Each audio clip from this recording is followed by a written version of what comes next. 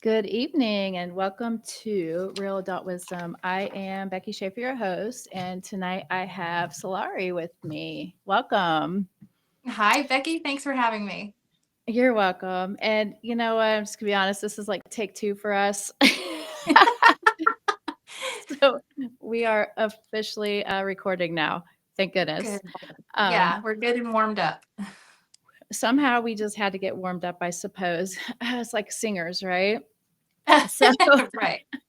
Exactly. Um, I am very excited to bring Solari on here with us, who doesn't just talk about transformation, but embodies the burn before the rise kind of rebirth.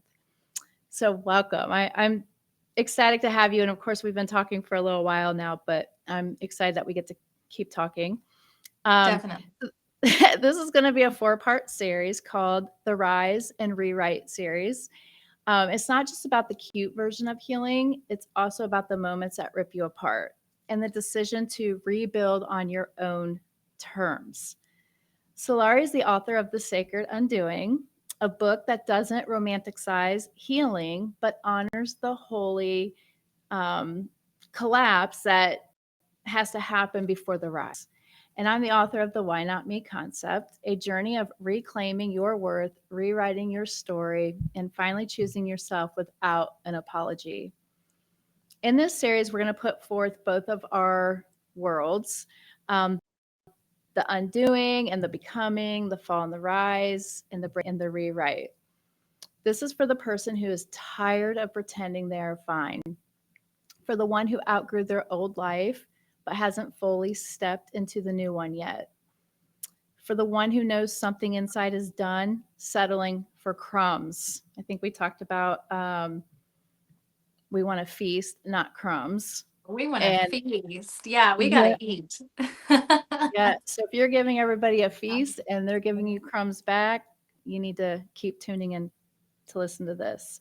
Um, so I always say buckle up or unbuckle, because if you're getting a big old feast, you may want to unbuckle or put those yoga pants on. Right. Um, so this is where we're going to let that old story die and where we're going to rewrite a new one or start to work on rewriting a new one. Yeah.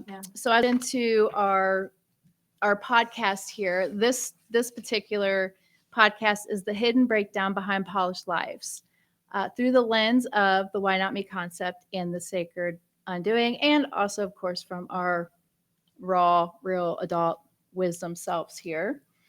Um, Yeah. but what I love is that you began to write your book as a whisper that you tried to ignore. That's exactly when you started writing it. And I love that we both share our own undoing in both of our books in a different format, which is what brings everything I think together so well. We felt such a pull of not only reclaiming our own worthiness, but also helping others find their permission to grow even when it's uncomfortable, because growing is uncomfortable. And I don't mean growing out, I mean growing inside, that deep, uncomfortable soul searching that sometimes is painful as hell. Right. Um, so we talk about how many people walk through their life carrying the invisible weight of unprocessed pain, even as they show up polished, successful, admired by others. High achievers, especially, learn how to perform this certain strength, how to be the ones uh, that others look up to, rely on, brag about. I know I did this for years. I lived the program life. I went to college. Guilty. Yeah. Yeah, yeah. I think we can all say guilty. You know, Yeah. we go to college, we start that career. I know I got married, I had my kids, but I was not living my authentic life. Um, and once I admitted that, I had to face all that followed, not knowing how at the time. Hmm. I knew when I got married, I was doing it more because I was in an education field. Um, I didn't want to get judged by others as I was a lesbian, and I didn't think I could live that life going into Mhm. education at the time that I did 28 years ago. Mm. And I met a great guy, and we had 2 kids, and my kids were 1 and 3. I had to sit down at the kitchen table and say, "I'm still gay. I really tried this, but it is not for me." And to know that I was living that life because, basically I was living it out of survival, Mhm. and because I had not dealt with my past trauma, and I was trying to not be somebody because of what happened to me. So I was living this non-authentic life. Totally. Totally. And everything you just said, Becky, is something that I hear in every client that I work with and in myself. Everyone has their own journey into this and their own journey back to themselves. You know, you have your special journey, I have mine. Everyone has different circumstances around what brings them to this point. But the heart of the matter is that we've been uh, betraying ourselves and abandoning ourselves in many different ways through the performance of the life that we've put together. This is why here in my chambers, where I'm airing this from in my home, where I see clients, and the window behind me, I have dressed just like a stage, and that's the cover of the book I have here, actually a picture of that. And this is important to me because it's about dropping the performance, dropping the mask, right? Taking off all of the makeup and the costume and standing, so to say, naked in bare truth, center stage with the spotlight on you, and being comfortable with that and with everyone seeing it, and you not feeling like you have to cover and run away. And I think that's the real guts of what this process is about. No matter what you're navigating, it's really about coming back to yourself and standing proud and clear and not afraid of the spotlight on all of the parts of you that you've been trying to hide for so long, right? Yeah, because we become experts at holding it all together to stay Yeah. safe. We master the art of presenting everything well. What do we say? Performing, right? Because Right. Yeah. performing, you produce results, you're meeting expectations, you're smiling through it all, even Hmm. while our nervous system is in this constant state of contraction or Whew. survival mode. And I know you love that Yeah. word, contraction. I do. I do. Yeah, Not we were because kind of of chatting. childbirth. Well, right. But I mean, but yeah, and we were chatting about this a little bit before. I think that, so if we talk about the concept of essentially rebirthing yourself, it's the same kind of thing that women go through when we have children. So we talk about action of the self, Mhm. especially in a spiritual soul-led sense. This is what starts to happen to people when they become very depressed in their lives. Some of them who decide to delete themselves from this experience, right, through suicide. And I really took a deep dive several years studying this. And then I was in behavioral health working with other professionals, understanding this myself, that depression can really take you to that place. But I wanted to know why and how. And this is something that has happened in my family and I've struggled with myself. And so through my spiritual journey, what I'd come to learn and realize from different teachers and then through my own experience is that the our consciousness will contract if we keep ourselves in this box, right? And so if, and I'm sure, and I see you nodding, and I'm sure many people in the audience will be nodding too, you feel that when it's happening, Mhm. and it starts to crush you in a way, and it crushes your spirit, because the goal of us coming here in this lifetime is to be able to expand and fully express and then continue to grow within that construct. And so when that feels like it's denied to us, we can literally feel like we're dying. Now this could be the breaking point for many of us who decide to take that route, or this could be the beginning point for rebirthing ourselves. And so if we take it back to the idea of labor, we've had babies, right? And so when the woman has a contraction, it's so painful. You don't know how you're going to get through it. You just want to escape. But then you are reminded to breathe and rely on your inner strength and trust the process. And then after each contraction, life comes forward more and more and more. And so that's why I often talk about being a midwife for people through this transformation process, because you need someone to hold your hand sometimes. Oh, 100%. Yeah. And this isn't something that just, bursts through your front door. It creeps in Right. quietly. It's through burnout, emotional numbness, loneliness, chronic pain, anxiety. We try to become that perfect, we try to perfect everything, people pleasing, um, Hmm. or the sense of no matter what you achieve, it never feels like enough.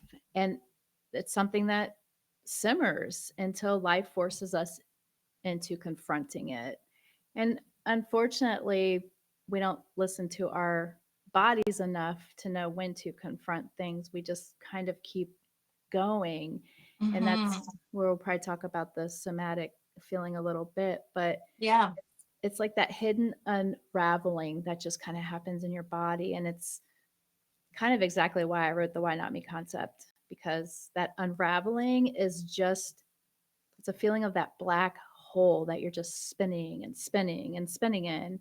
Yep. Um, and you got to find that shift. So it's the moment of, you know, high functioning, hurting human can once one time for, or I don't even know what word I'm trying to use right now, but you get to the point where you're like, I'm tired of surviving and I'm ready to live. Or, Yes. I'm done performing, I want to feel. And, Yes. you're allowed to be seen, you're allowed to be supported, and you're allowed to be imperfect. Hallelujah. Yes. You know, Take us to church, Becky. Yes. that just That's made me want to absolutely right. that just made me want to start singing that song. Yes, exactly. And I mean, because that's the truth. That's the truth behind all of this. I know for me and for many of the professionals that I work with, I talk about in my book that this whole process started as a whisper I couldn't ignore. Mhm. And I started writing this book 5 years ago. So this was 5 years in process, 5 years of me wrestling back and forth between my identity and my truth, You right? don't wanna know when I started mine. Oh, when did you start yours? May. Tell me. In May. May? In May. Girl, you lit it up and threw it out there. Kudos to you. Kudos to you. That's amazing. So you started yours in May. I actually published mine this past May after 5 years. So yeah, May was a huge month, I think, for a lot of us. Maybe in the audience, there's a few of you who think back to May and we're like, whoa, damn, yeah, that was a big month. But yeah, a lot of things were moving at that time. And Mhm. what I had to do is really just let it go. And I mean, I left my corporate job a year ago, September. And so I spent the better part of this past year being in hermit mode, finding out who I really am and who is that without some sort of performing title or culture that I have to assimilate to. Who am I just on my own? And Mhm. that's really what moving into Solari came from, is just the full expression of myself. And then, of course, there's a big step in putting it in black and white, as you know, into a book for people to read your most intimate transmissions and sit with them themselves. And once it's out here in the third dimension, right? Once it's like a real thing, kind of no going back. But I know. for you Isn't that writers weird? out there, yeah, for you writers out there who are struggling with this, do it, do it. We did Yeah, it. We can do it too. it's so Yeah, surreal to hold it, right? isn't It's it? just like, Yeah, yeah, because it's like, you know, we didn't write these books for the broken. It's written for the brilliant, capable, resilient people who right. don't realize that they're hurting because they've adapted so well to carrying the weight. Yes, absolutely. And I think you touched on something very profound there. I have found most of the people who come to me who are struggling are brilliant people, Mhm. and they're so intelligent to the point that they can adapt to all of these things, still hold it all together, and not have anyone really suspect, except for maybe the people closest to them, but in general, no one really suspecting that they're struggling in such a way. And in a way, that's kind of a downfall of having so much intelligence and talent, is that you are really good at putting on the show, right? Yes, the performing. Yeah. Yeah. Yes, because the truth is, like, the patterns didn't mean you were broken. They meant that you survived it. And of course, as they come to you, or any clients come to either one of us, Hmm. um, survival isn't the goal anymore. It's freedom. Absolutely. Yes, it is. For me personally, in my story, I just hit a point where I was tired of suffering. It Hmm. was like every day repeating the same type of cycle. And I would sit and pray at night and question, why is this happening to me? And that leads right into the work that you've done, I believe. Why does this keep going? Why do I keep repeating these patterns? How can I stop suffering? Hmm. Because it wasn't an option for me to leave this life. I don't want to. I understand why people feel that that's kind of the only option they have, but Hmm. I was like, there's got to be something else. There's got to be something else.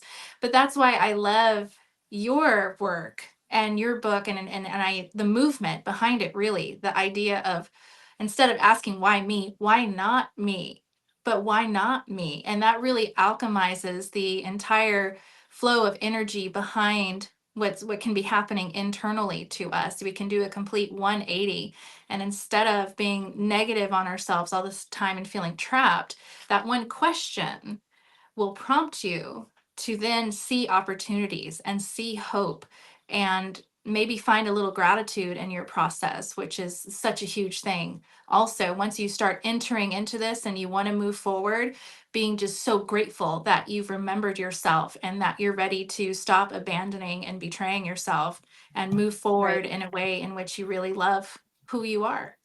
Yeah. Right. And I think the whole point was to get people to get away from saying, why me? Because it kind of sticks you in victimhood, and Yes. keeps you there. And so, Yes. the whole point is reframing victimhood and Yes. understanding that many of us didn't choose what happened, but we can all choose what happens next. And, Absolutely. I think there's times in our lives too. I know there's times where I would get really strong and get out of whatever I was in and be like, no, I'm not going to choose this for me because I deserve better. But then I would find comfort in going back to that same routine because it's Right. really all I knew. And Right. that's probably how some of our listeners feel as well. It's just like you just get yourself in this circle, and you don't know how to step out of that circle until something breaks. And That is right. yeah, I Yeah. hit that point at one point in time, and I'm like, okay. And that's where my little thing was, you know what? Survival is not my goal anymore. It's freedom. I need to feel free. Mm-hmm. And Mm-hmm. and that took a lot. And that took a while. And I think a lot of people aren't given the tools or the skills, to guide them to be able to do so. And we have to learn to undo what has been done. It's never going to go away. It's Mm-hmm. always going to be there, whether you made the mistakes personally, whether something happened to you, whether you're a survivor of abuse, sexual abuse, rape, doesn't Mm-hmm. matter, domestic violence. You have to undo what has been done to you and realize, like, you didn't do that to yourself. Right. You were doing the best that you could at that time to survive. Right. And I like to visualize like a toolbox, and every day I am putting new tools in that box, and I'm taking some old ones out that, don't benefit me anymore. But, I carry this big toolbox around, and no matter where I'm at as a life coach or an author or an educator, I'm always Yes. going to be adding new tools to that box. And I'm very thankful for that, to be able to add tools to that box. And that's where I actually name some tools for this podcast. Yeah.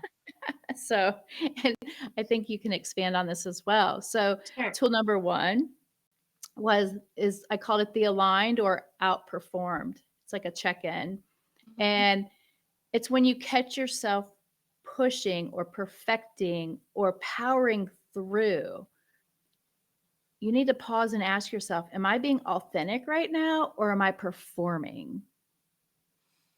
And, Yeah. if authentic, breathe into it and keep going with compassion. But if you're performing, you need to ask, what am I afraid will happen if I let people see the real me right now? Because I'm gonna Yeah. tell you right now, when I let people see the real me, nothing bad happens. It's Isn't that something? Yes. I wasn't judged. Uh, Yeah. actually, I got the duh. We knew, Really? Yeah. Yeah. and Yeah. I had the utmost support. And I think a lot of people are afraid of the unknown. You know, to allow that to allow them to be authentic, to give them that grace to be able to carry themselves for who they are. Definitely. Definitely. And you touched on so much there that I love, especially your toolbox that you kind of build along the way. And I think of it as my box of wisdom. Hmm.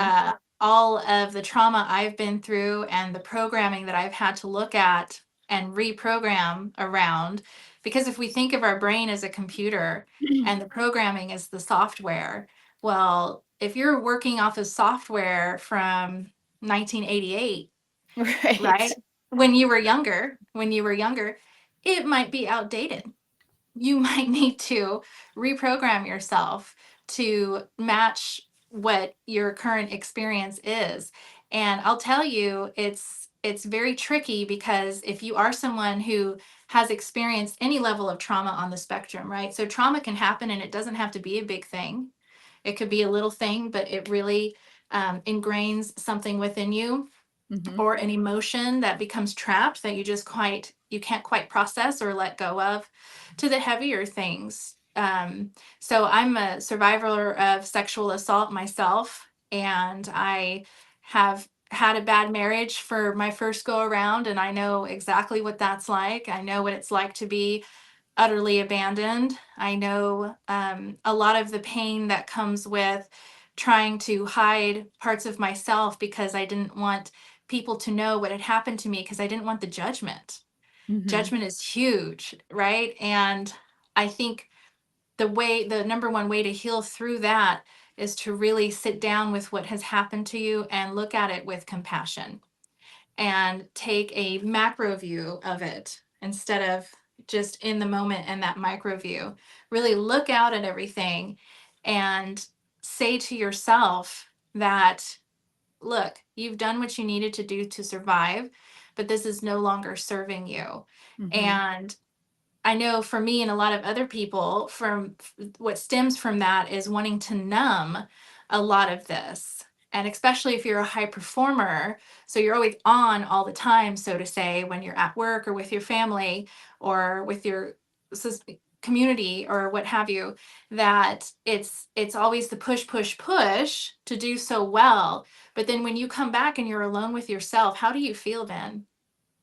How do you feel Right. then? Do you have to reach for a vape or a smoke? Do you have to reach for a bottle? Do you have to reach for, you know, behaviors that aren't considered safe, but you have like that thrill seeking, and there it can show up in so many Mhm. ways. And everyone out here has got something. Everyone's got some kind of crutch or some kind of kink that keeps them, keeps the shadows in the box, so to say, instead of taking the time to say, hey, you know what, it's okay to look at this and address it. And I just want to say that's why I think it's so important, like women like you and I, and hopefully more of us will become inspired to start talking about this, writing books, sharing our stories, doing podcasts, so that way it becomes a normal thing to understand the undoing or the why not me. Because this is a normal process. It's just that nobody's talking about it, nobody's given it a name, nobody puts systems behind it. So that way real transformation can happen and we can all move on and be successful in our alignment. And so I just think that it's time that we all start having a real conversation of what this looks like, and these different tools that you're offering, so we all don't feel so alone. 100%. 100%.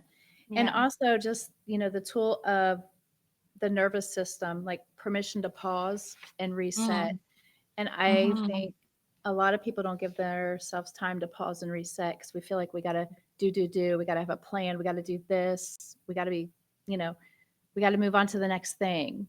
And I think we Mhm. forget to pause and reset sometimes. And I don't think Definitely.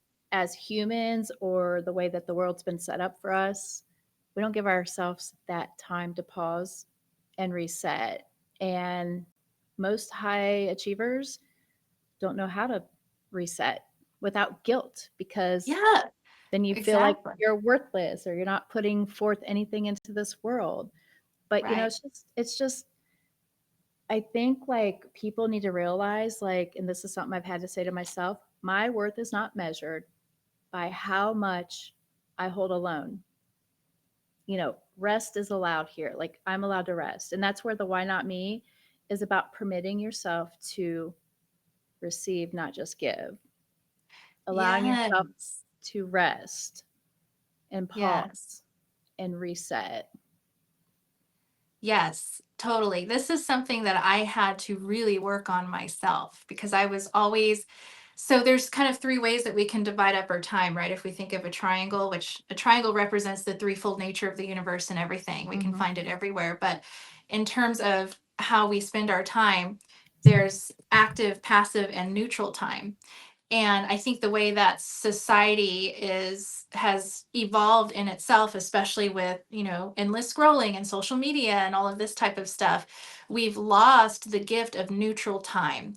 And Mm. neutral time is when nothing is coming in and nothing is going out. So when we're active, we're outputting. This is high performer all day. And when we're passive, we're inputting, trying to learn, trying to get more resources, trying to get the tools that we need to do better. And that's great. All of these aspects are great, but they must be in balance. They must be in equal measure. And so, what I had to do is really sit down and say, when am I quiet with myself? Where is my neutral time? And when we do that, this is when we can hear the voice of our higher selves or of God or whatever you want to call it. But it's not going to come through if we're constantly outputting energy somewhere else or taking in other energy. It happens when we sit in our own. And so what I had to do at the beginning was actually schedule, like on my Google Calendar, at least an hour 2 times a week or three to have neutral time. This is my neutral time block. And the way that I could pick up neutral time, we can do this by taking a bath. Everyone, always thinks of meditation at first, but meditation's not for everybody. Okay. Right. Taking a bath, cleaning, washing dishes, um, things like this, taking a walk outside without watching anything or listening to anything, and being comfortable in the void. I think that's something that people who are high performers or who have had trauma aren't comfortable in. But once we can embrace the void and then really receive the wisdom that comes through there, healing can really start happening. And it happens mentally, right? And it happens within the spirit, but also, as you hinted to, within the body physically, because the body does Mhm. keep the score. That's a great book, by the way, if anyone wants a book in understanding how the body somatically holds a lot of what what we live with on the day to day. But that holistic view, again, 3 points, right? Mind, body, Mhm. soul, all of that has to be paid attention to and spoken to be able to really move into this new season of who you are, or more of who you are, I guess. Who you're becoming. Becoming, right? Yeah. Becoming, yes, for sure. That's And then, exactly right. oh yeah, and then the third tool I was going to talk about tonight was the why am I carrying? What am I carrying that isn't mine? Mm, And I think a lot of us have been carrying things that aren't ours, or we try to carry other people's problems, or we feel bad for them, and we feel like we need to pick up the slack. So absolutely. I put in one thing I do, with my clients as well is, I've been carrying blank, to keep people comfortable, proud, or impressed, but it is no longer mine to hold. And Mm-hmm. so, examples that I know people in the past have had, like the role I've been carrying the role of a strong one. I've been carrying the role of the peacekeeper, or Mm-hmm. I've been carrying the role of the one who never needs help because, we got to be tough and I don't need help. I can do it myself, right? Or Right. I've been carrying being a perfectionist or the fixer. Um, but once you name it, you can release it. But until you name that, you cannot release it. You cannot heal a story that you're still pretending isn't heavy. That's exactly right. Yes, that's exactly right. And it is all about pretending, and it's pretending to yourself too. So before you can really put yourself out there honestly to the world, you have to put yourself out there honestly to yourself. Mm-hmm. And that can be a heavy process. And it's something that you can do on your own, absolutely. But it's very nice to have a coach or a teacher or somebody who can talk to you about this process because they've been through it themselves. That's one of the reasons why I was so excited to come on and talk to you, because I'm a big believer in embodiment. We can study and learn and get degrees, or go on retreats and things like that, and all day long, but until you've actually walked this path, can you help someone else, midwife them, so to say, through the process themselves? And so I think that there's a reason why you and I went through what we went through. Mm-hmm. And so that way we can bring this authentically to other people, hold space for them too, in a way that they feel safe, seen, understood, all of this. Because at the end of the day, no one out here is really that bad. You aren't as bad as you think you are.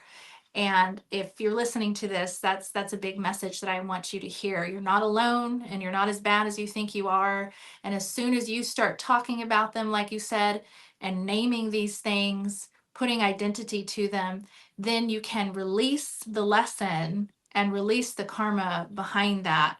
That's some of what I talked about in my masterclass that I put up yesterday on YouTube about why you had to break, right? And so, and we talk about why we need to release a lot of these lessons. One, so we stop suffering, of course, but two, Mm-hmm. so we don't keep repeating them again. And we can truly grow and expand and write books and do podcasts and meet other great people, and just continue the whole journey.